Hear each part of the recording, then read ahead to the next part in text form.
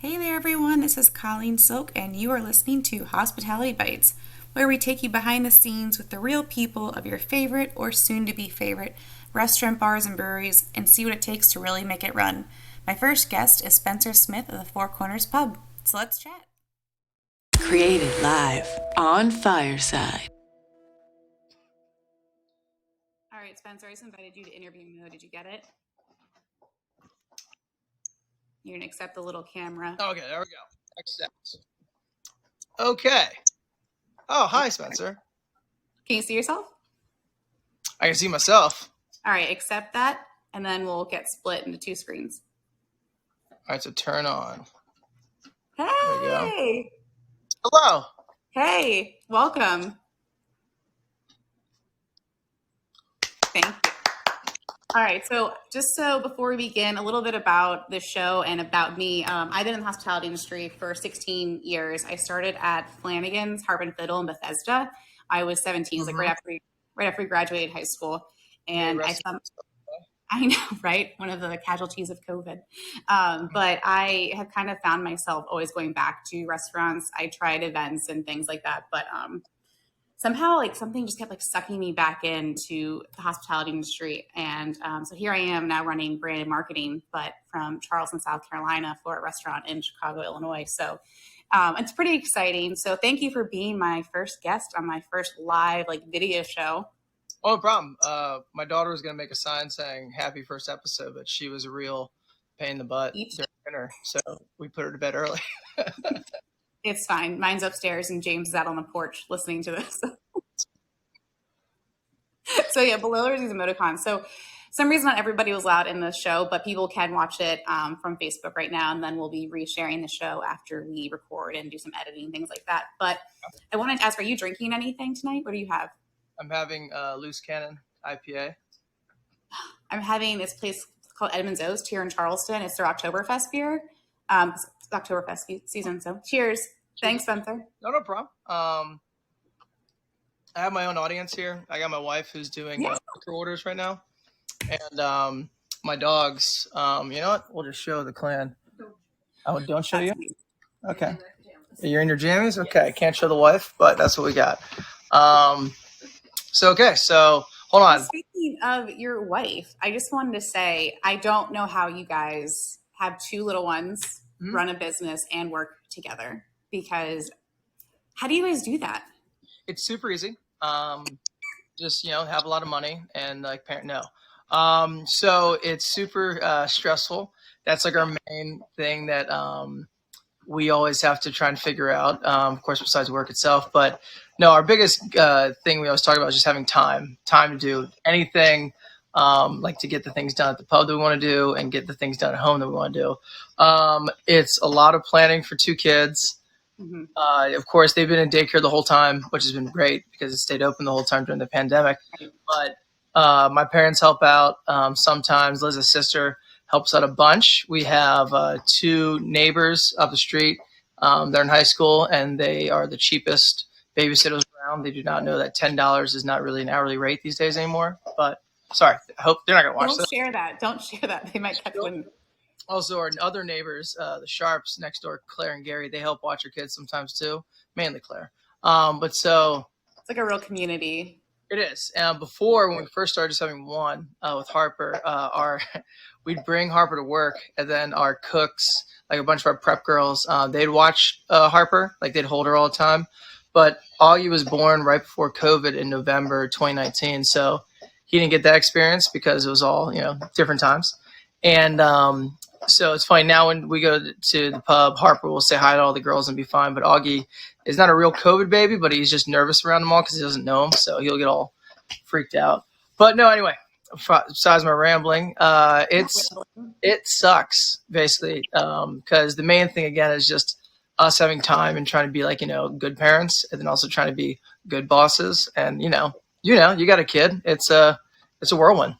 Yeah, people tell me like, "Oh, you're so lucky you get to work from home," and I really am super thankful. But working full time and having a full time now 1-year-old, it's intense, and people are understanding when I have like Zoom meetings or things like that. But it's also I have to be careful because I don't want to like overshare her like in a meeting with people I'm having with like the city of Chicago or things like that. And it's a weird balance. I mean, I don't think people know, but in hospitality, there's a whole department of marketing. You apparently have taken on the entire marketing for Four Corners Pub. Well, not true. It's a team effort myself. Of course, I'm just a beautiful face, but one of our servers, Rafi, was the real guru. And then Liz has also taken over it as well. But yeah, sorry. No, I was like, people think that, for small businesses, marketing is, I think, sometimes like an oversight because bigger companies have like an entire team of people that will market your food, the days you're open, specials, things like that. And they plan things out months in advance. For people like you guys as a small business, you don't have that luxury of like free time to like dedicate all of that to marketing. So it has to be things like spur of the moment. And I don't know, it's one of those things that I wish people would maybe take a step back. So say you don't have 30,000 followers on Instagram. Are all 30,000 of those people dining in your restaurant on a daily basis? No. Probably not. Right. And those are just things I think people like little oversights of, don't judge your social media before you walk into a restaurant, or don't judge your social media before you walk into a restaurant. Well, it's funny just because, you look at social media and you see a pretty picture and it's like, wow, that looks really good. And like our pictures that we do, Liz will take it outside and put it against our yellow wall. And then what Rafi would do when he posts it, make it really bright and make all the colors pop. And it looks really delicious. And if you looked at the real picture, it's just right next to our keg our keg cage. And it's right over my wood pile. And there's usually a lot of dirtiness around the back door right there. Yeah. But it looks really pretty. And then when people see it, like, oh my God, it looks mouthwatering. And so it stinks because people do judge people's social media accounts, but then also it's a double-edged sword because it brings people in as well. It does. We worked with someone at the restaurant a couple years ago, and she said something to me that like has always really taken hold. If they're coming in soliciting you like a social media influencer, and like I'm going to mention the Four Corners Pub in my post today if you offer me a free meal and free drinks for like 4 of my friends. Yeah. She goes, they're not in it for you, they're in it for themselves. Yep. And she's like, and that was something I never really thought about. I'm like, oh, that's so great. This like influencer is going to like market our place. But in reality, we're just giving them free food so they can make a post. And what was the return that we got out of that? No, it's again, us getting more into this because we got more into the social media thing because of the pandemic. And it also gave me an excuse just to be the center of attention, which I'm good at. Right, honey? Thanks, babe. Doing all that, it was really fun at first, but then we had to keep up with it. And then we got contacted by some media accounts like, hey, can we do this? And they were usually also asking for maybe free stuff for money. And I was like, no, we're going to keep it just like, free for us and doing it. And so it's been a real big pain, but again, it has been helping a ton. But I know exactly what you mean because I can think of a couple of small media accounts that hit us up and they're like, asking for free stuff. And it's like, okay, no, thank you. We'll do it ourselves. Right. I think, I appreciate the sentiment of you wanting to market me, but sometimes it does cost money to have a waiter serve you that food, to have that food cooked, to order that food. And, is it worth it at the end of the day? But I'll never forget that. And that's something that we've taken where I work pretty seriously. And like, are they going to organically bring people in, or is this just like a one and done? We're never going to hear from them again type people. No, but I love your videos. I think I told you when we came to see you guys in October after we had our daughter, that your videos, I was like thoroughly impressed with how dedicated you became with your videos. I mean, it was also like enjoyable to watch something on social media. No, it's funny just because The first ones, I'm trying to think. It was like first one or two were mine. No, hold on.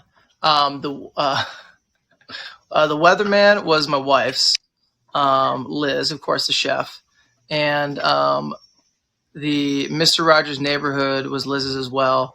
I did some of the singing ones, of course, that I thought of, but after those, because we couldn't keep thinking of funny ones. We have some in the bank that we need to do, but it's just also having time.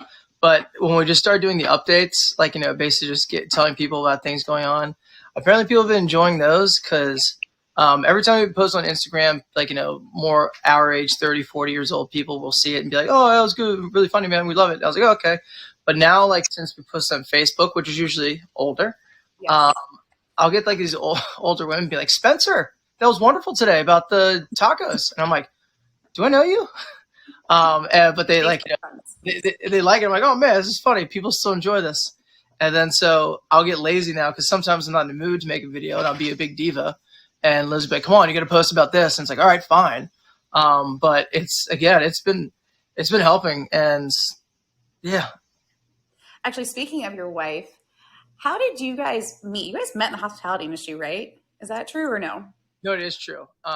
She was the assistant pastry chef at Tower Oaks, Clyde's, and I was the hot line cook, new one. I usually wore cutoffs, and she loved it. I'll show what you look like right now in your jammers. Okay. But no, we met there. She tried hitting on me, and I was not interested at all. Not because of no attraction, is because it was my first like real serious job, and I wasn't trying to screw up, and I was so afraid I was gonna get fired. And she was like, "Oh, I guess not into me." But no, we met there, started dating, and then about 6 months later, my dad and his business partner were like, "Hey, you in the Four Corners Pub?" And I was like, "Yeah." And they're like, "You want to like run it?" And I'm like, "What? Why?" So I was like, "Okay." And then I talked to her about it, my new girlfriend, and I was like, "I need help with this," and she helped me throughout the whole time of doing the whole menu and also cleaning out the whole place and getting organized. And then I was like, "Hey, by the way, can you like work here because I don't know what I'm doing?" And then so she like, I had to convince my owners, my dad and his partner, like, "Hey, can we hire like my 22-year-old girlfriend that I've been dating for like 8 months?" And they're like, "No." And it's like, "No, please, I need her. I'll give her half my salary." And I'm really glad I didn't take up on the money thing. But so did that, and then we've now, grown to marriage and 2 children, and worked out. It's funny, I went over the same thing. Oh, but I went over the same thing because my brother Dan, who was basically when we started out, as my brother Dan, was doing the money and managing, myself being the GM, and helping in the kitchen and managing, and then Liz running the kitchen and chefing it up. And so he literally just had his last day Friday. And the question we all got all the time was, how do you work with your wife? How do you work with your brother? Right. Vice versa. How do you work with your husband? How do you work with your brother-in-law? How do you work with your brother? And how you work with your sister-in-law? And it was, it sucked a good amount of times, but it all worked. It's as I said, I was like, we ended our business relationship before hating all each other. So again, me and my wife got together, working together. So that hasn't really been a problem. Well, no, I love that because I met my husband in the industry. He was my server and I was the manager. Yeah. So I met James. He's listening. He was not the best server in the bunch. But then he got the good shifts. No, he didn't. No, I didn't. We did not play favorites. No, I met James there, and one of the things that I think is interesting, if you work in hospitality and when you meet someone that works in it, you kind of understand each other because it's such a different world, I think, than like the typical 9 to 5. Like you're there 12 hours a day, if not longer. You see the same people over and over again. There's no cubicle to run to, like, especially in the kitchen, like you're in it. Like there's nowhere to hide. So no, I think it's awesome. And I don't know, I'm like in awe that you guys have started out within the Clyde's group. I worked for them briefly. And then you were only dating that long when your dad approached you about the pub. My dad texted me. Yep. He goes, "Hey, did you know the Smiths are taking over the pub? It's gonna be a great place again." And I was like, "What are you talking about?" I was like, "Spencer Smith, they're taking over the pub." I mean, he was jazzed. My mom jokes that they bought their house on Edgewood because of the Four Corners Pub, that it would give it curb appeal. Dude, so many people, like, one, of course, a lot of people know the pub. But so many people, like, always will just say either one, they work there. About it sounds like 500,000 people have worked there. They work there. They've been going there since they're little. Everyone in the neighborhood, of course, loves it, and it's like, it is cool because when we go out, and it's usually irritates Liz because I'm the very energetic one who will talk to random people. She is more introvert, and I guess that's why we mesh. But so we'll see. Who is that? My mom. Props. But so she's looked like, what the hell's that noise? But so we'll go out. I'm like, oh, it's pub regular. And she's like, what? And then we'll go other places and be like, oh, you know the pub? Oh, I love the pub. And like, she's like, can you like stop trying to meet people? I'm like, oh, the pub's famous. I had a point to that story, but I forgot it. It's fine. I mean, I can just tell you that when we were like little going to the pub, did you guys go there when you guys were little? We did. We went there sometimes. We also went to Santucci's a lot. And but it's funny, my parents went there for like a bunch when they were 20s, when like after Blair, but they never hung out in the bar. They always went to the dining room because the bar was full of smoke and my dad hated smoking. And like a bunch of people, like Ed Daly and the Deedles and all that stuff, my dad knew of them but never hung out with them. And then when the pub came along, like they're like, oh, hey, I know you guys for all this. And it's like, yeah, we've hung out together technically like 40 feet apart for numerous years, but you just never crossed the bar line, and they never crossed the dining room line. Yeah, the pub, I remember when they had the smoking and not smoking section like you're talking about, which is like a wall that's about this big. Yes. Would protect the kids from, during their pizza parties from the smoke. Mm-hmm. But yeah, the pub is like literally, when I was little, we would go there after St. Bernadette's events. And then my uncle Johnny used to own the restaurant Magoo's in Wheaton. Did you guys ever do Magoo's? No, didn't know Magoo's. I've learned about a lot of bars that used to be out there in Wheaton. Yeah, the Wheaton spot. So my uncle Johnny, when he owned Magoo's, I was obviously really little. He also owned the original Flanagan's before. And so Johnny had been in the hospitality industry forever. And I remember when I told him, I was like, I want to stay in hospitality. And if Uncle Johnny, if you're listening, he was like, just don't ever buy a bar. And if you do, make sure you have really good investors. That was like his like two things of advice. Because I didn't, when you're younger, you're like, oh, this is so cool. You get to hang out with people. They come into your space. And now, like now that I'm older, the financial responsibilities that you have, which is like ovens and servers and cost of food and the lights have to be on. So I know when you guys like jumped into it, did you have to do a bunch of the pub because because of all the smoke and things like that? So yes, we did. So when we took over, it was foreclosed on, and it wasn't really upkept well. Luckily, my dad, being in painting and construction, he like did a bunch of rehabbing for the interior, like the ceilings, and redoing the divider wall between the dining room and because it was funny when we took out the booths and the table right there in the middle. There was no support under it. It was kind of like a hanging wall that you could just like push over. But so there was a bunch. I'm trying to think of how many pieces of equipment. The pizza oven stayed. We had to get a new flat top, about three new refrigerators. We got also, I'm gonna say a couple new fridges. But it's funny, our last piece of equipment that was original to when we took over just kicked about a month ago. And so it was this really huge 3-door fridge that we called the Reach in the back. And that finally died and had no problems at all until like 7 months ago. But so everything, even the pizza ovens, we had to replace because they were probably about 40 years old and they didn't have the parts for them. But everything since we've had to replace. But a lot of it was just, it was just dirty. We had to clean it a lot once we got in there. We took down all the ceiling tiles and those had a lot of hidden treasures on the ceiling. I'm trying to think of what else. Yeah, it was just a lot of cleaning. It was just dirty. And it's funny. I tell it to Kevin Lesnick, of course, has been there for like 25 years. And he was like, no, we did okay. It's like, no, you didn't, dude. This place is disgusting. He was like, yeah, it was disgusting. I know. He's like, people still came in, so it wasn't a problem. But the reactions of the fake laugh.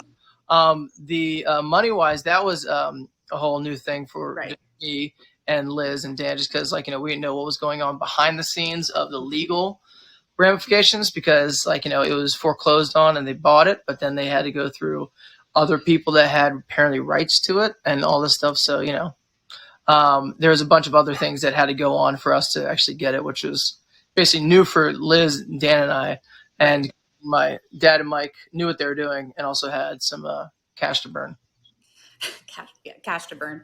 No, I speaking for myself and the Silk family, but what you guys have done with the pub is really incredible, because not a lot of small businesses of like established restaurants could do what you guys did, which is you brought back families, you brought people back in that thoroughly enjoy being there.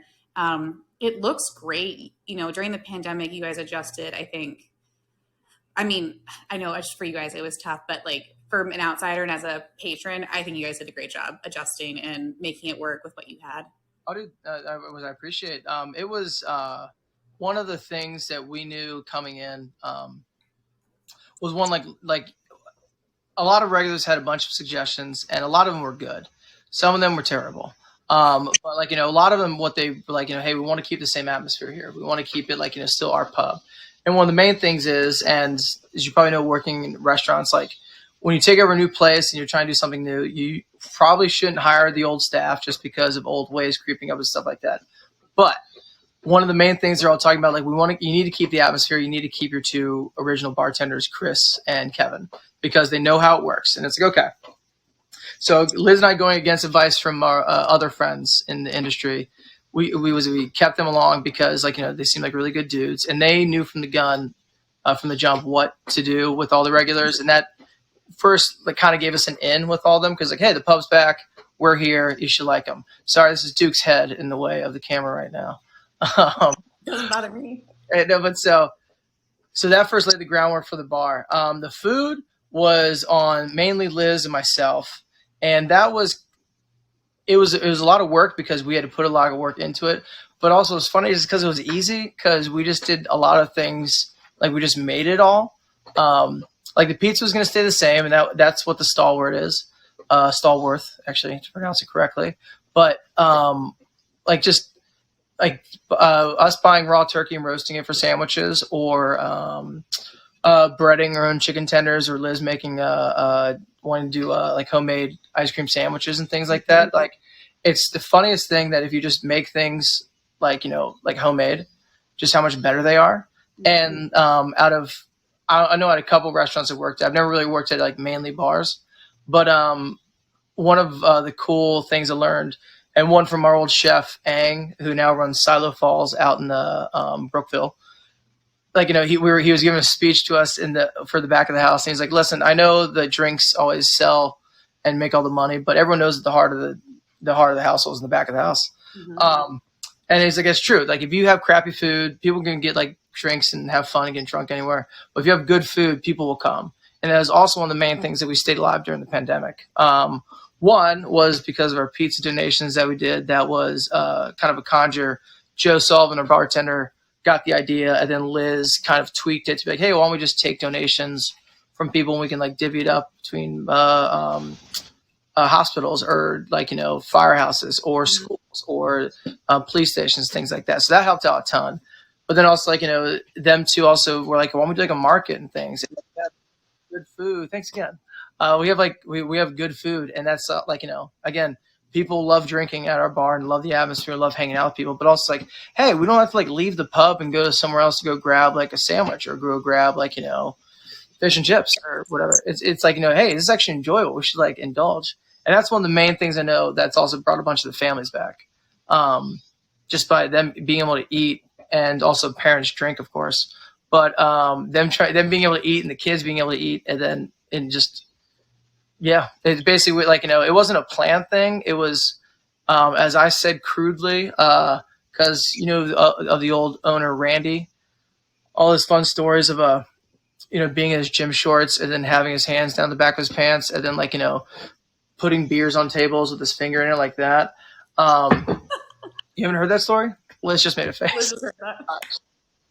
But so, I kept telling people, I was like, I could take a dump on a plate and give it to you guys and you'll be upset, but you're going to come back. So what Liz and I want to do is actually give you good food and have you come back, and then also still have great service and stuff. So it's funny because now looking, it's like, oh man, we did like, we improved the aesthetic appeal. We of course kept the same like homey feel and good service and also good food. It's like we did like the basic things you're supposed to do. Not knowing it, it was just more like, hey, why don't we just do this and it should work out. And it's, I mean, and yeah, to be completely honest, it was very, very stressful through the pandemic and having to kind of change it up every 3 or 4 weeks. It was like, man, in the beginning, it really just stunk because like our biggest thing was basically if we had to fire anybody or let go of anybody, like that's the one thing that really hurt me emotionally the most. And like we had a meeting with both front of the house and back of the house. And also again, Liz and I always feel that, and my brother Dan, we always feel that we're like behind in like how to operate properly as like a professional business, just because like, we still feel like we're new in this, even though it's 9 years now. Where's time go? Like, we always feel like we're behind, like, in not being as prepared as we should. Like you were saying, like, marketing departments putting up specials that day or this thing and that thing. It's like, some people call us like, hey, that beer is not available on tap anymore. I'm like, oh, sorry about that. Like, oh, it's not $12.50 for tacos. It's 11, idiot. But we had our meeting to try and get our front of the house and back of the house knowing what was going on. And I totally broke down for the back of the house because I was like, I don't know if we're going to be able to keep everybody and blah, blah, blah. And then all of them were looking at me because, of course, we had to translate in Spanish. And they're all looking at me like, what's wrong with him? And then after they translated, like, oh, okay. And then the next meeting, it got out of me. Of course, after Liz called me a big old baby.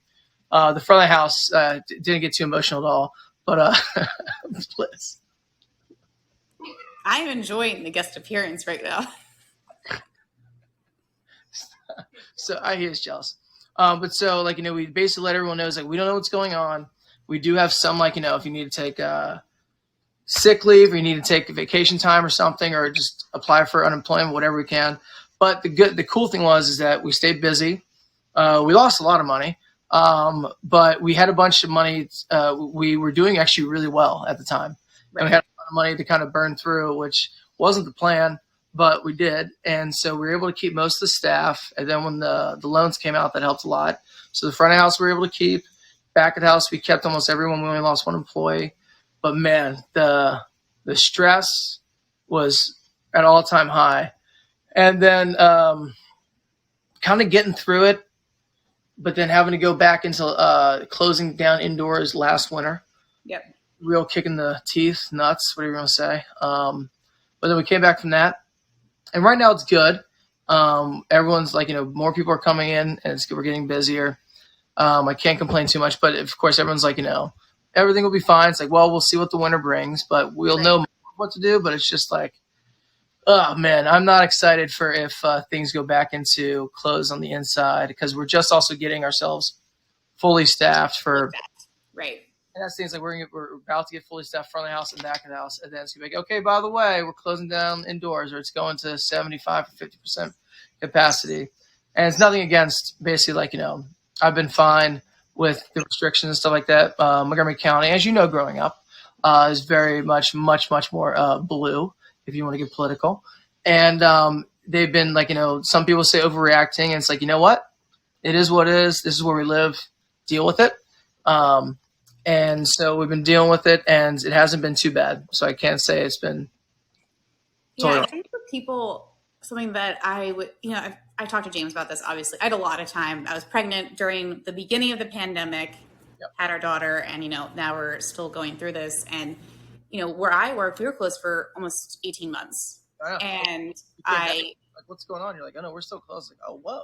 Yeah. So like, those are things that people that don't work in hospitality or food and beverage, while you might've been able to work at home during all of this, people that truly do, are like mom and pop, like you guys are, having to let go your employees and then maybe hoping they'll come back and then wanting to check in on them during all of this is like a whole other like mental thing that's really hard for people, because like you said, like your back of house, those are your people, and they help keep the place run. I think most people that work in restaurants will say their back of house, like that's the backbone of the place. And it's more than just like a business. It's like definitely totally a family feel. It's restaurants, no matter what restaurant you work in, it's a family dynamic. I totally believe that if you don't feel that family dynamic, you may not be in the right place. And it was such more of a personal thing, I think, that restaurants and breweries and bars got hit with outside of any other industry. You know, even like the small bodegas, like that's their family business. And sometimes we kind of get forgotten about, like, oh, we're there to celebrate for all the great occasions. But then like when the world kind of crumbles, it's like, they'll be fine. We're just going to go back to happy hour. Well, like one thing that I know, like personally, that I think is something that I want people to know is like, now that we're back to normalcy, quote unquote, we can go back to restaurants and bars. Prices probably have gone up to your local bar or restaurant. That is nothing that should be shocking to you, because your grocery store probably has also gone up in pricing, and it's not price gouging or anything like that. But to recover from a year of being shut down, and for some places almost a year and a half, is almost like never heard of in any other business. And people are really, really trying. So being patient with those people and not critiquing them for raising prices, or, you know, giving them some grace to get back on their feet, I would recommend to anyone that's listening, like, take that into consideration when you go to your bar or your restaurant, when you're ordering something. And maybe that server looks like they're going to explode because there's like 4 of them and they're in the weeds. And in the weeds, people that are not, means your brain is literally turning to mush, and you're going to start crying in the back walk-in. And the kitchen probably has yelled at you 800 times. So if they look like they're going to have a meltdown, give them a break. Like, this is, our industry is called hospitality for a reason. We try to give you the best possible service. We try to give you the best possible food, but it's not just like a one-way street. You know, customers, you're also the other part of that equation. And if you're not in a good mood and you're having a bad day, maybe don't go to a place where you're in a really bad mood and then, like, you know, have a problem with everything. Because we can't solve your problems. Well, you may think that when you go to the bar. The bartender may or may not care. Don't take it personally. Like, we've got so many other things going on. And, you know, that's like one of the reasons why I wanted to have this show, is that there's so many TV shows about cooking shows and chefs and like celebrity chefs. And that's wonderful. And I totally a fangirl of those people. But there's so many more people that, like us, that work in hospitality, that like really are the behind the scenes people that you don't get to hear about. It's not always perfect. It is a ton of work. A lot of us have families, you know, and if we're career hospitality people, which I get all the time, oh, you're like a career restaurant person. I'm like, yep. I don't know what that means. It's funny. You've hit on so many things that, one, when you're just talking about, like, you know, one, it is a pandemic and people are going through a lot, and we're dealing with a lot. And, you know, sometimes you want to say to the customer, like, hey, you know what? This is still going on and we're still recovering. We're still trying to get better. It's something that Liz and I have talked about to the nth degree, because of some rude, ignorant people that, like, you know, will yell at us and be like, you know, well, how could you, like, you know, how, like, you know, like I had someone the other day tell me to do better, because I was talking to her on the phone about how our new server, didn't check on them enough. And they had the worst food they've ever had. And like, I had asked a couple questions. I'm like, did you try and speak with anyone? I was managing that night. And I was like, you try to speak to anyone? You try to tell your server? And of course, no. She's like, you know what? Just do better. Just do better. That's your job. You need to do better. And it's like, man. And of course, I think about, of course, talking with Liz, just being like, you know, what other places do you go to, like, you know, besides hospitality, that you can instantly just like snap on? And there's not a lot. And then it's also the same thing for, like, you know, if there's a mistake, like, what other places do you go to that, like, you know, they make a mistake and your food's late and like by like 20 minutes, and they're like, you know, hey, I'm sorry about that. We're going to buy these just for you or something, or a drink for you.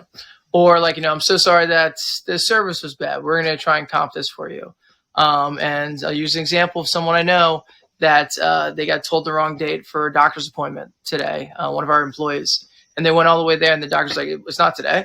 And they're like, oh, cool, I just drove through like 45 minutes of traffic, and now I just had to miss work, so I could drive back right now.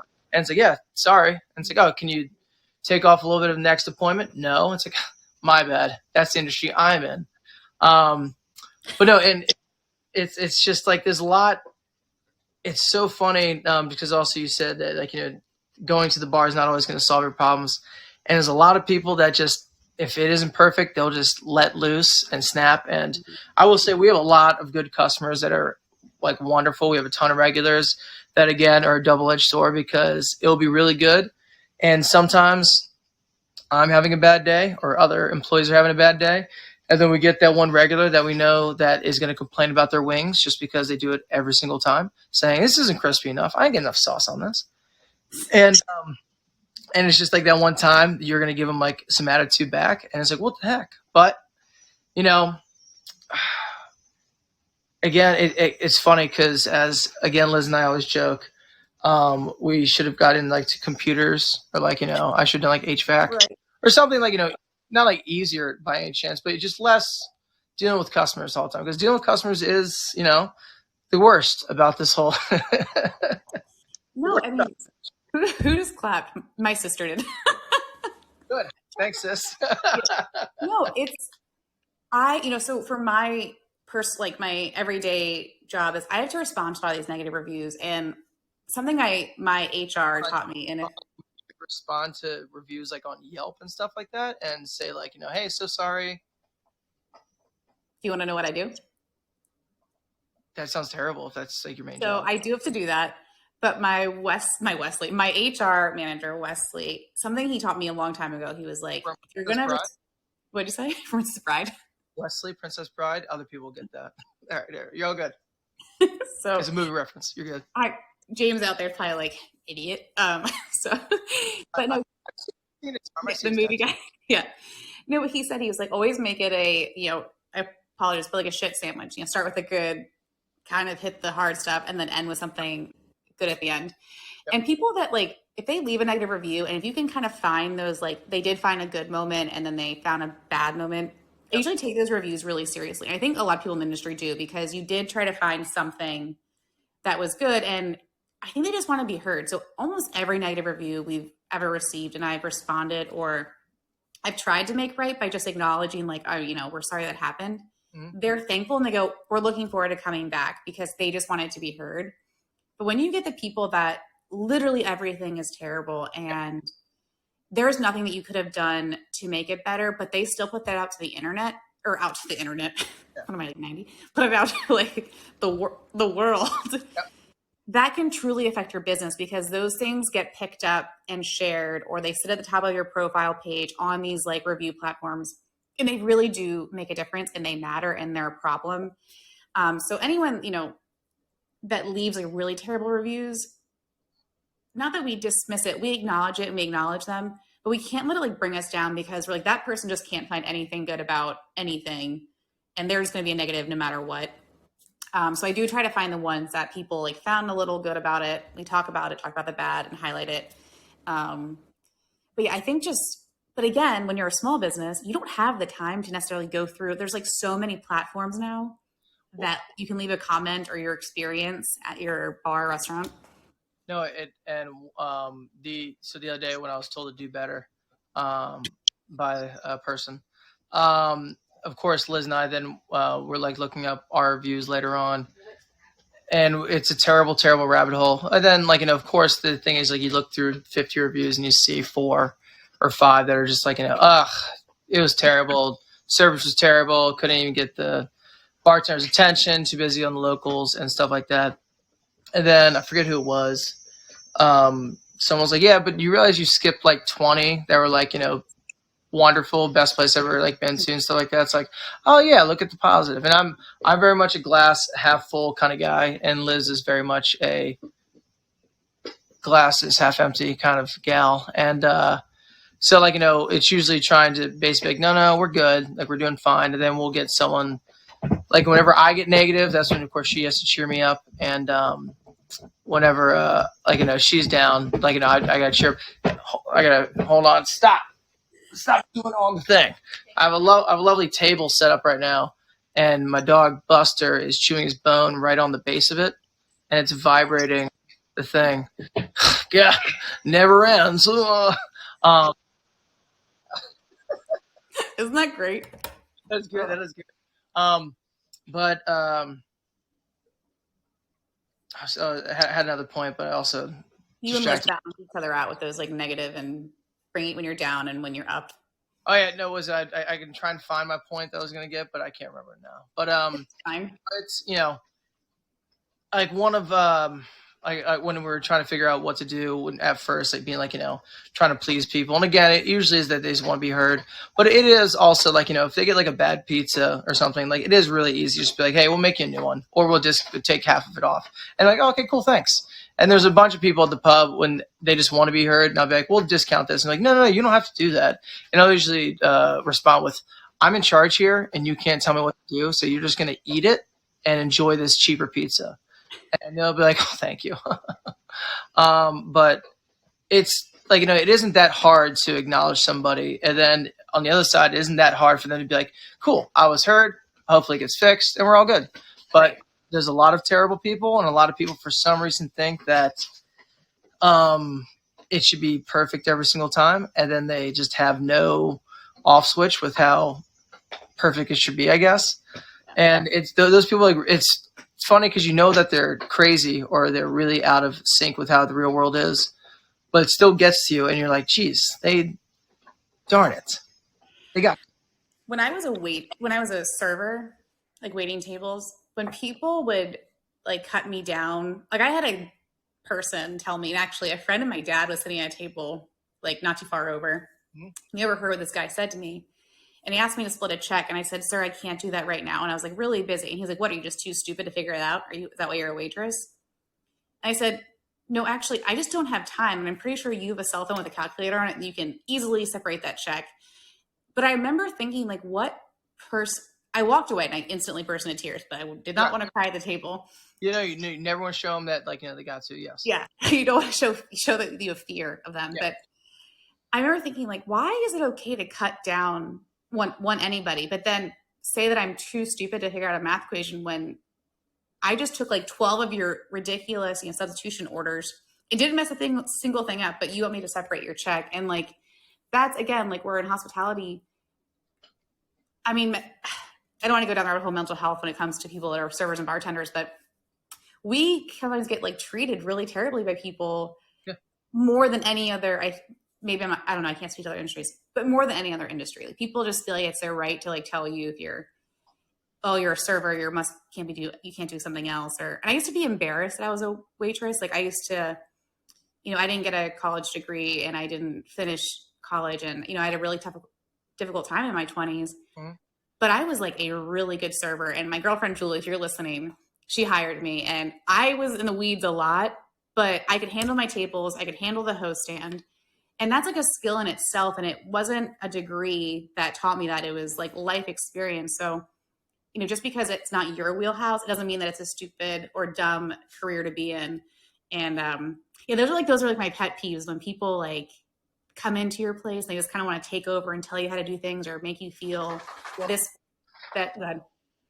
No. So one is, hold on, you so I'm trying to make mental notes of what you're saying, because I agree with basically all of it.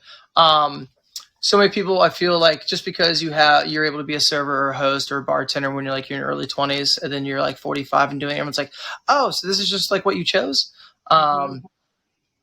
That's irritating. And also just when, when you're talking about trying to cheer, the whole mental health of it, I will say, basically restaurants, or if you basically go with anything in the realm of hospitality, you also, in retail, people just launching into someone this shirt. And it's just like, do you talk to your doctor like that? Or right. If you're talking to a lawyer, and it's like, oh no, that's a career. That's different. But it's, man, I really wish I wasn't so tired. I know. I'm so sorry. Late. I apologize. No, you're all good. No, you're all good. No, it's just, I can't find where my head was at. You're fine. No, it's just, you had messaged me before we had this interview, and you're like, what do you want to talk about? And, for me, I really just want to talk about how, and like my future shows is the hospitality industry is more than just someone taking your order in food and beverage and like sending it to a computer screen. Like to have the skill set to engage with someone, almost sometimes like fake a conversation, but you can still do it really well with a smile on your face. Remember their order, remember the allergy, remember what table they were sitting at. And that person may have like 4 or 5 kids at home that they just, sent to school and then they have to do homework afterwards. Like that's a skill. And it's not just something that you learn in a university or anywhere. Like it's a real skill set. And I want to talk more about that and, engage with people. And if you have questions, you're like, how did you evolve from like waiting tables to running a brand? Well, I worked really, really hard to do that. Yeah. And I studied about craft beer when they decided to open a brewery. And I lean on my husband when it comes to those things. And I ask people that work in the industry, like, how did you do this in marketing? Or how did you do this? And, with a new POS system. And like, there's just so many things that, I'm sure you and I, and Liz, I know she's listening, could talk about for hours. Because it's more than, again, like I said, it's not Instagram photos and it's not what you see on TV. There's so much more that goes into it. And I'm super thankful that you agreed to have this conversation with me and be my first guest. But before I let you go, I know that it's getting late. Hold on. Yeah. I remembered one thing. One thing that always gets to me, and it was when you were asking stuff like pet peeves and stuff like that. One is that I know people always love to criticize restaurants is because people can hang out in a lot of places. Restaurants, they're everywhere. Bars are everywhere. And people know what is in a good bar. They're like, this place has good drinks or it has a good vibe and the food's good. And everybody thinks they know exactly how it should be run. And so many times I've gotten from our more rude regulars, I'll say, I can name them all right now. They would give us their advice, and when I'd be like, "Oh, it sounds like a good idea," I'll take in consideration. And if I wouldn't instant great idea, I'm going to do it. They'd be like, "Whatever, you don't really want to make this place better, do you?" And it's just like, is that how you talk to other people that do work for you, or you visit their establishment? And it's. That usually chaps my butt, just because how many people think they know exactly what goes into it. I know it really irritates Liz when I'll throw my dad under the bus here. When he'll come by and be like, "Hey, I need 25 pizzas for my painters today. Can you get that to me an hour?" And then I'll be like, "Let me see," and I'll go talk to Liz. She's like, "Yeah, did your dad not realize that I have so much to do right now? I got to make this, I got to prep this out, I got to cost this out." And I'll be like, "No, nobody thinks about that. When anybody asks a restaurant, it's like they got everything made. It's right back behind that door, right? It's all ready, right? There. Oh, you just put it in the oven. Exactly. You need quarts of orange crushes. The oranges are already crushed. They're right there. All that juice is just pouring. You can just scoop it all up and make those cocktails." And it's just people think, that since they know what's in a restaurant, they know what they like, and it's like, "Hey, can I the times they need a lot of it and they don't think maybe it takes some time to do." But also it is just, I do feel that since people are like, "Oh, this is the job that high schoolers have, or this is the job that people have in between summers," it's not a career. And we'll be completely honest. When I've got or Liz and I have young employees doing dishes at the pub, I'd be like, "Listen, the dish, when you're doing dishes, it's a good pipeline into if you want to work your way up in the kitchen, or bar back, you're bussing tables." I was like, "But if this isn't something you want to do, you need to find something else." I was like, "You can work here as long as you want if you work hard, but some of them are 19. I was like, "You need to go study if this isn't something you want to do." And they're like, Right. "What do you mean?" I was like, "Go become an electrician or HVAC or engineering or computers or something. Go do finance." I'm like, "Really?" And it's like, "Yeah, go. This is a tough career. You can make good money at it if you try really, really hard. You're usually missing a bunch of stuff. But if you want a classic 9 to 5 off on the weekends, go do that." And it's just some people are like, "Why do you try and steer people?" If they don't have their full heart into it, it's really tough. And that's one reason my brother Dan finally was like, "I need to find a new job," just because his heart wasn't into it. And he's like, "Man, I feel like I'm just a big babysitter and having to deal with people's problems." Everyone's like, "Yeah, that's That's what you do with managing, especially at a bar when you got a bunch of people drinking, or Yeah. someone's grilled cheese is messed up, and they're like, "This bread is on wheat." Like you're just, it is what it is, and if you don't have your heart, so it's kind of challenging. Thanks, Duke. Thank you. I mean, that's really good advice, because I think some people, like when they get into it, they're like, "Oh, I'll just do this for a little while, and this isn't hard or anything." But no, it's like real work, and you better like the people Yes. you work with if you're going to spend, like I said, all that time with them. And if Better have comfort. right. It's just, we have our own language too. I think people in hospitality and restaurant, food and beverage, we get each other. We understand. Like, that's why you can go, if you go to a bar or a restaurant, and now I'm rambling, but James and I, when we go out, I will sit there and I can't just relax as I'm watching what's happening around me. Like, I'm like, oh God, that server should not be doing that, or blah, blah, blah.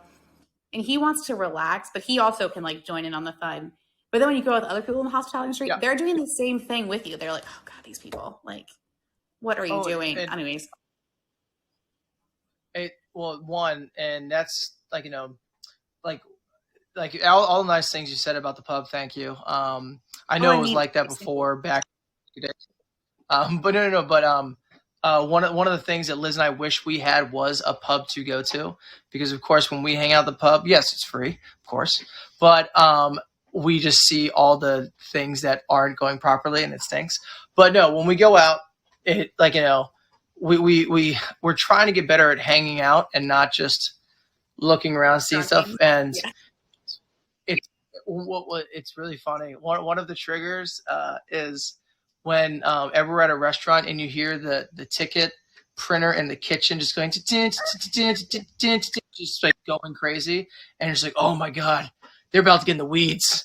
And like, that, or also one of the things that Liz always has to experience, because she is a trained chef and she went to the CIA Park. Oh, don't you dare make that face. And is one of the reasons why the pub is so good, because her homemade soups and everything is delicious. But my dad loves to be like, hey, Liz, like we'll be out to dinner. And she's like, Liz, what do you think of this? And she's like, well, that was pretty good. And you're like, no. Like, what do you think? Like, break it down. He's like, well, and like if there's something like, like a small thing, he's like, well, maybe, the pasta wasn't cooked enough or something like that. But they're like, oh, okay. And she's like, Brian, everything's fine. And he's like, no, I just wanted to know, because you know these things. And and what's up? And she sees it in a different way than like a regular person does. No, I know. And it's the same thing for my dad. If he walked into a room, he will tell you how the painter messed up in painting, because he cut in too soon or didn't, like, the trim work is bad. He didn't tape off well. Like, he'll tell you all this stuff about painting. And you're like, oh, I didn't even notice. It looked like a big old gray wall to me. But no, it's was at one. You've also married someone that was in hospitality, or still is. Is James still in it? No, James drives trucks for a living and operates James, who's operates cranes and construction. So we luckily work in like two different fields. But his passion for craft beer, and like now that I work in craft beer as well, has been really fun. So when we go out, we get to enjoy something in the same realm a little bit. Because I wasn't really into beer. Like, in my 20s, I just, I enjoyed Miller Lite, Natural Light. That was my go-to. Still enjoy Natural Light. To any of my Ocean City friends, still a go-to. But now that like I'm in my 30s and I'm a mom, who just clapped? My sister. Yeah.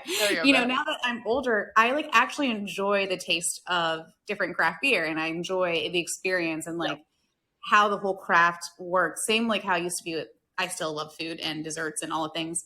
But like, now I'm like in this whole new world of going out and enjoying beer and the experience you have at a craft brewery, and, the hard work that goes into this, like one product that can be gone, like, in 5 minutes. If back in the day, I'd like chug that, but now I'm like sipping, enjoying it. And I think it's one of the best things that I've taken away from hospitality, is kind of growing into this like whole new person. And like, I respect the product that comes out of the kitchen and the person that's waiting on me. And, I know how much it costs to even have the lights on when it's like dead in there. And like, they may not make any money that day, but they stayed open for me and my guest or whatever it is. And, anyways, I'm just going to ramble. And so that's why I said, I told you I had to have a time limit because I can talk for hours. And before I let you go.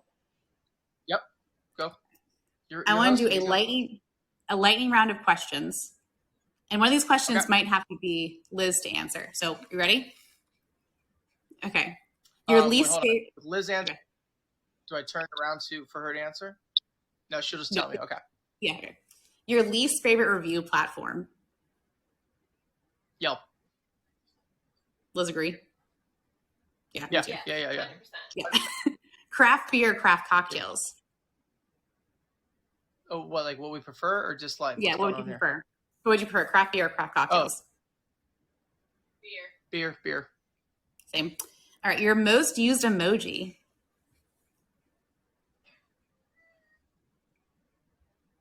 Mine's the mine's the O face. Kind of be like, ooh. Yeah. Liz does her own with the own personalized one with the thumbs up being. Oh, sorry. Yeah, Liz like this, the thumbs up one. Mine's the O face or the head exploding when someone's like, "That's not right," and so. Okay, I've never used that. Oh, I face palm every day.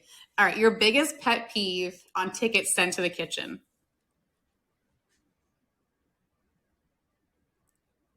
Okay, I'll give mine.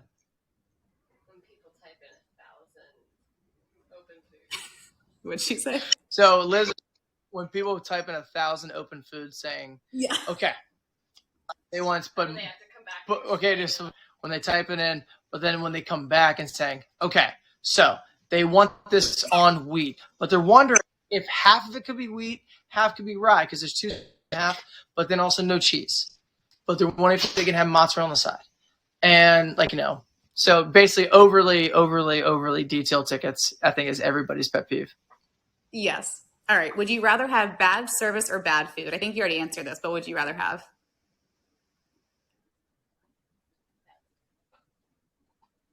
Really? I'll go back for bad service, and then I'll go back. I think Liz and I are opposite. She says bad service. I think I'd rather have bad food. I said bad. No, hold on, you rather. Hold on, say it again. I would not go back. So yeah, if they have bad food, Liz would not go back. Yeah. I think if I would go back with. Bad food. I think I'd go back for bad food because That's true. yeah, like 7-Eleven pizza is still delicious, so it's pizza. So I said I'd rather have bad food than bad service, and James I'd rather have bad service and good food. And I was like, maybe because the manager minded me, I'm like, you can't do your job. Yes, I agree. And also I think it is a tough question because I think also as one of my big things is that there's a new chicken place that opened up down the street, and then it's 2 months in, and people are like, oh, it's terrible. It takes so long, and it's like they're 2 months in. Give them time. But then basically whenever it's a new place, it's like they're figuring things out. And so I'll usually, man, I don't know. I don't know the answer. I'll say this: if I go there and the same thing is bad the second time, then it's like, okay, F this place. Right. Okay. Your favorite bar or restaurant outside of Four Corners Pub?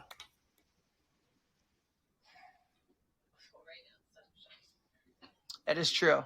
So our favorite restaurant is Sunshine General Store. It is the greatest burger around. Have you been there? No. Where is this? Colleen, your family, beautiful. Briefly. I hope you saw my post when I talked about how beautiful the silk eyes are.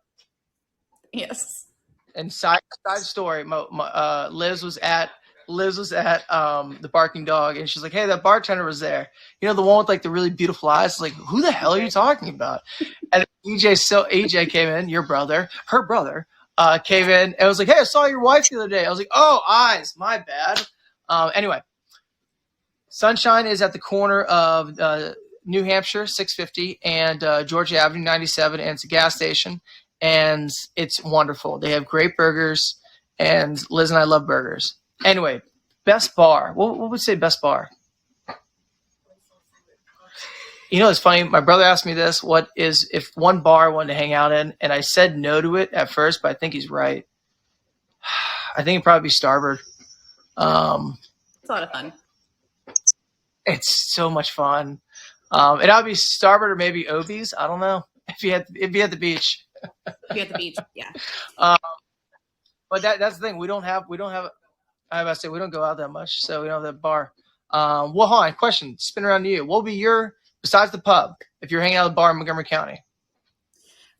So this is the thing, because I haven't lived at home. Well, I lived at home briefly over the last few months, but when I lived there, like 10 years ago was like the last time I truly lived at home.